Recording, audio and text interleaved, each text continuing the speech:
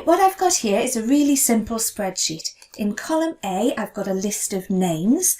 In column B, what I want is a drop-down menu so people can choose the day they started, and I'd like them to choose from Monday to Friday. In column D, what I want is people to be able to choose their department, and I'd like the list of departments to be limited to these departments over here. So to do this, what I do is I highlight where I want my drop-down list to go. So here it's B2 down to B7, and this is where I want my days of the week drop down. So I click on Data and then go across to the Data Tools section and click on Data Validation. And I get this little dialog box on the screen. It's got 3 tabs: Settings, Input Message and Error Alert.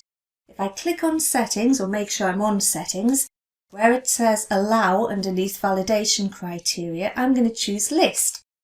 And make sure here I've got the in-cell drop-down box ticked, and in the source I type in what I want my drop-down to contain.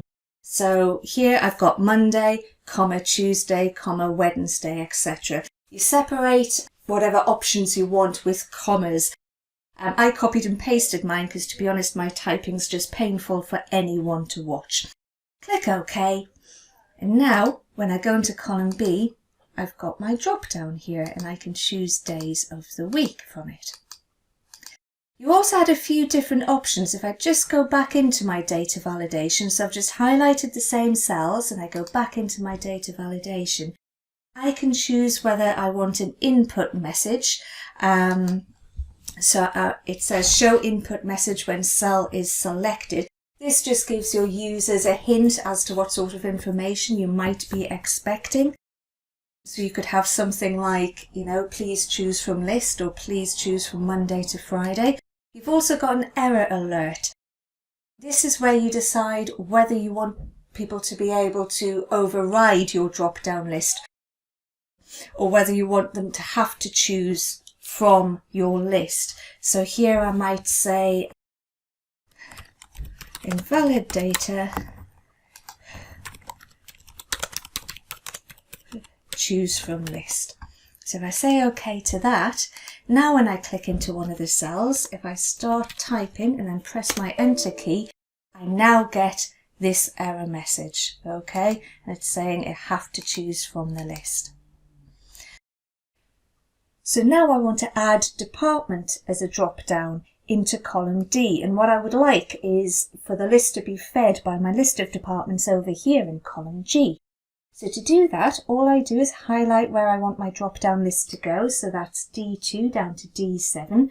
I go to the Data tab, across to the Data Tools group and click on Data Validation. I make sure I'm on the Settings tab, exactly the same way as I did last time. The only difference is I choose List, and instead of typing in what I want, separated by commas, I can just click on this little up arrow here, highlight my list of departments. I click on the down arrow here to maximize my dialog box, and it tells me the source for my drop down will be G2 to G6, and all I do is click OK. I could input an error message if I wanted to, or an error alert. I've just chosen not to this time. So now hopefully I've got a list of departments that's being fed by this list over here. Now if I want to add to this list, I've just added operations to the bottom of my list of departments in column G. What you'll notice is Excel doesn't automatically pick that up.